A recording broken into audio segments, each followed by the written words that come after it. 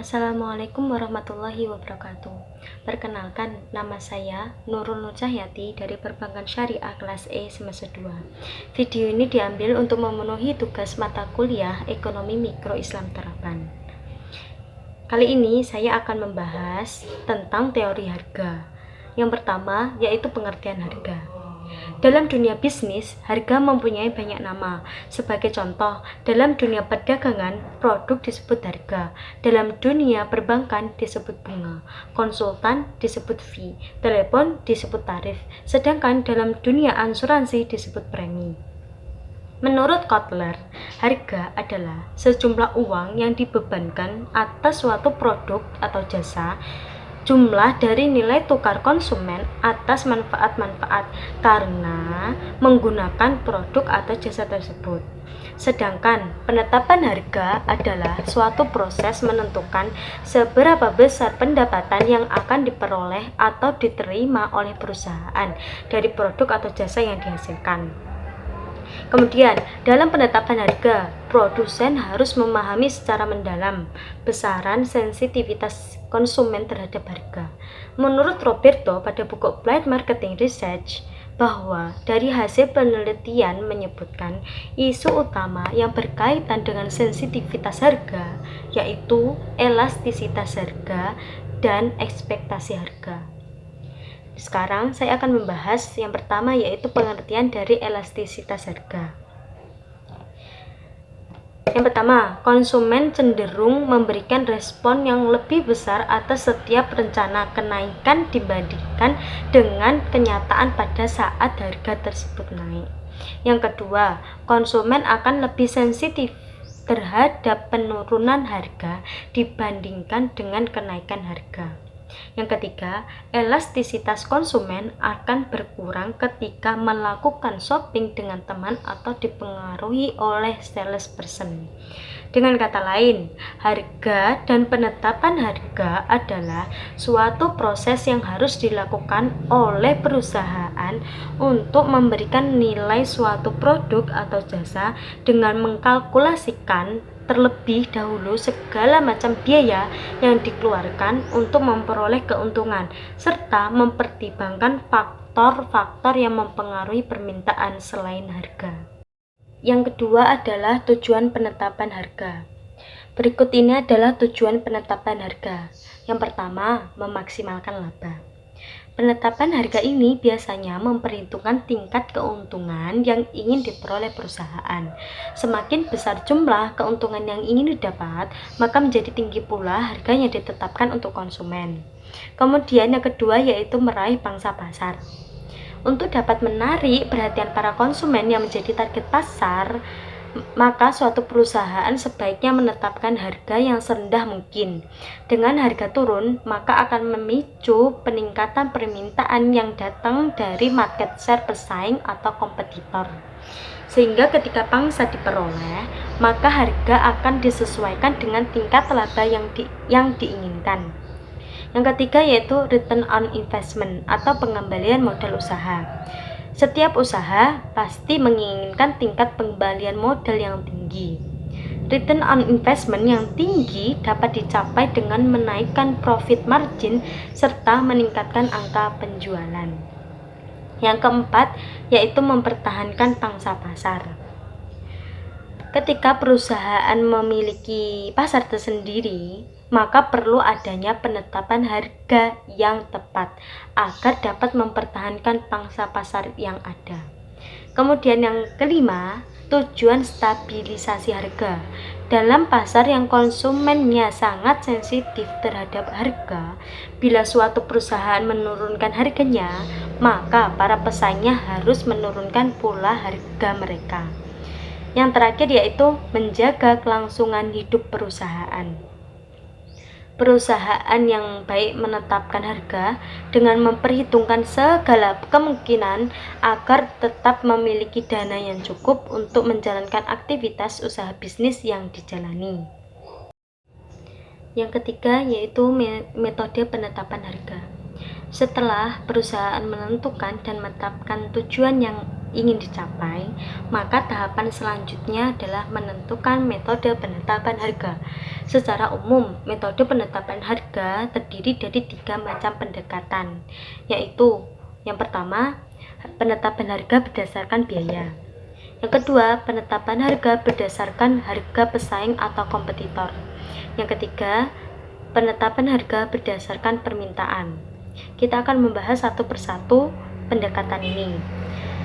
Dalam penetapan harga berdasarkan biaya, terdapat 3 poin, yaitu penetapan harga biaya plus, penetapan harga markup, yang ketiga penetapan harga BIP atau break even point.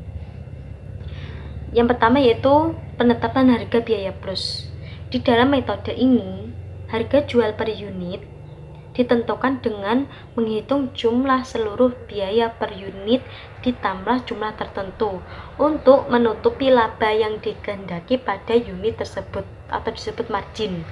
Nah, rumusnya yaitu biaya total ditambah margin sehingga menjadi harga jual. Kemudian poin kedua yaitu penetapan harga markup. Untuk metode markup, harga jual per unit ditentukan dengan menghitung harga pokok pembelian per unit ditambah markup atau jumlah tertentu. Rumusnya, harga beli ditambah markup menjadi harga jual. Poin ketiga yaitu penetapan harga BIP atau break even point. Metode penetapan harga berdasarkan keseimbangan antara jumlah total biaya keseluruhan dengan jumlah total penerimaan keseluruhan. Untuk pendekatan yang kedua yaitu penetapan harga berdasarkan harga pesaing atau kompetitor.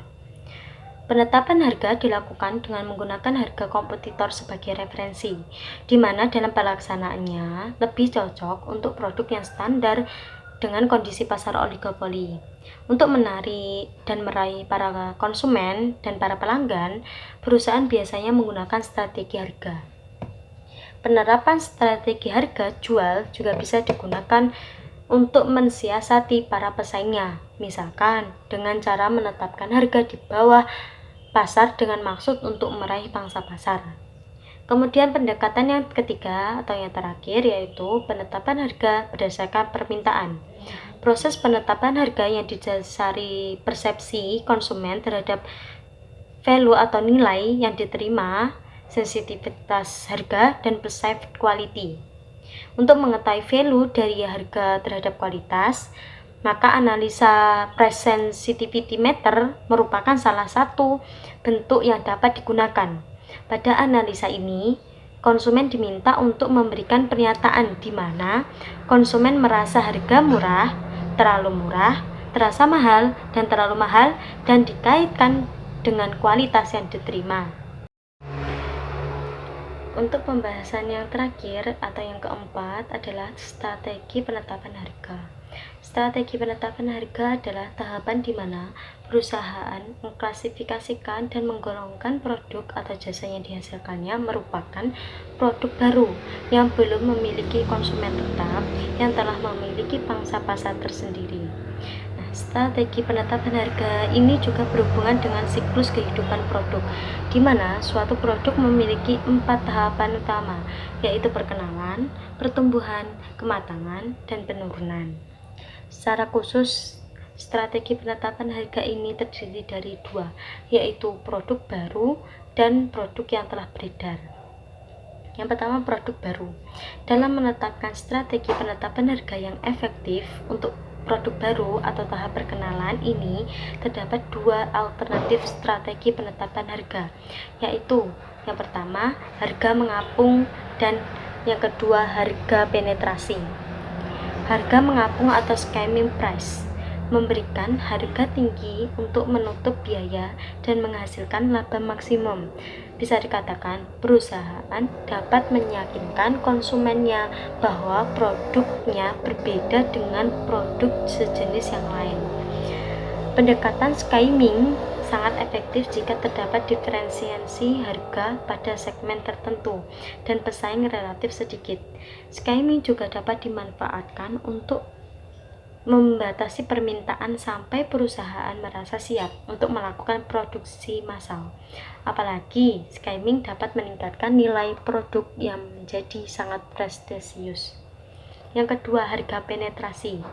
Memberikan harga rendah untuk menciptakan pangsa pasar dan permintaan. Strategi ini dapat diterapkan pada situasi pasar tidak terfragmentasi ke dalam segmen yang berbeda, serta produk tersebut tidak mempunyai nilai simbolis yang tinggi. Pendekatan ini juga efektif terhadap sasaran pasar yang sensitif harga. Untuk yang kedua, yaitu produk yang telah beredar. Strategi penetapan harga untuk produk yang telah beredar ini tentunya tidak terlepas dari posisi produk atau jasa tersebut dari siklus kehidupan produk. Dalam hal ini, tahapan siklusnya berada pada 3 tingkatan berikutnya setelah perkenalan, yaitu tahap pertumbuhan, tahap kematangan, dan tahap penurunan. Untuk yang pertama, tahap pertumbuhan. Pada tahap pertumbuhan ini ditandai dengan penjualan meningkat disertai munculnya pesaing. Pada awalnya terjadi pertumbuhan yang cepat. Strategi yang diterapkan adalah tetap mempertahankan harga produk atau pasar. Ketika pertumbuhan melambat, terapkan strategi harga agresif, menurunkan harga untuk mendorong penjualan sekaligus menghadapi persaingan yang semakin ketat. Untuk yang kedua, yaitu tahap kematangan. Pada tahap kematangan, fleksibilitas harga merupakan kunci efektif strategi penetapan harga. Pada tahapan ini, perusahaan harus benar-benar responsif terhadap situasi pasar, konsumen maupun pesaing. Strategi penetapan harga dapat menggunakan psikologis konsumen maupun pemotongan harga atau diskon, sehingga perusahaan dapat menjaga loyalitas konsumen dan meningkatkan jumlah permintaan dan keuntungan yang diperoleh. Untuk yang terakhir, tahap penurunan.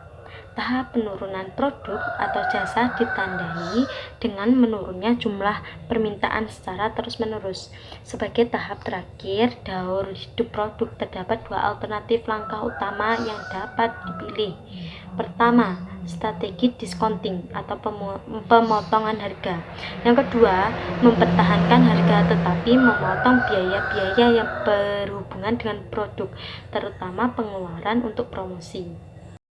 Untuk yang selanjutnya, saya akan membahas tentang data lapangan yang telah saya ambil beberapa hari yang lalu. Saya hanya mengambil satu responden. Beliau adalah Bapak Pauji, yang berumur 50 tahun. Beliau memulai usahanya pada tahun 2016 dengan berbagai jenis barang, bahanan pokok, dan sayuran telah tersedia di tokonya yang ia buka pada pukul 5 pagi sampai 9 malam. Kemudian data yang saya ambil yaitu kelompok sayuran, bahan pokok, dan bahan non pokok. Yang pertama, sayuran. Jenis barang yaitu tomat, cabai, wortel, dan bawang putih. Tomat harga satuannya yaitu 8.000 per kilogram dengan harga grosir 7.500 per kilogram. Kemudian cabai 50.000 per kilogram dengan harga grosir 48.000 per kilogram. Wortel 10.000 per kilogram dengan harga grosir 9.000 per kilogram. Kemudian bawang putih 36.000 per kilogram dengan harga grosir 35.000 per kilogram. Kedua, bahan pokok. Jenis barang yang saya ambil yaitu minyak fortune, gula, dan beras. Dengan minyak fortune harga satuannya 13.000 per kilogram, harga grosir 148.000 per dus. Gula 19.000 per pitch dengan harga grosir 18.000 per pitch. Beras 10.000 per kilogram, harga grosir 9.000 per kilogram. Kemudian yang terakhir yaitu bahan pokok. Saya mengambil hanya 2 saja, yaitu gas LPG dan galon. Di sini saya hanya mengambil harga satuannya yaitu 20.000 per pitch dengan gas LPG, kemudian galon 18.000 per pitch. Untuk selanjutnya yaitu faktor yang mempengaruhi naik turunnya harga. Dari hasil data yang saya survei, faktor-faktor yang mempengaruhi naik turunnya harga adalah sebagai berikut. Yaitu pertama yaitu keterlambatan barang kebutuhan pokok. Kenaikan harga barang kebutuhan pokok tersebut disebabkan oleh keterlambatan suplai dari pulau tetangga atau impor, karena beberapa komoditas bahan pokok di Indonesia berasal dari negara tetangga. Kemudian yang kedua yaitu menurunnya hasil produksi. Tingkat produksi akan menurun yang disebabkan oleh cuaca yang tidak mendukung, sumber pasokan, dan penawaran dan permintaan. Semakin tinggi permintaan, maka semakin tinggi harga suatu barang, ditambah dengan minimnya bahan utama yang dibutuhkan produsen, sehingga sumber pasokan yang diterima pemasok juga rendah.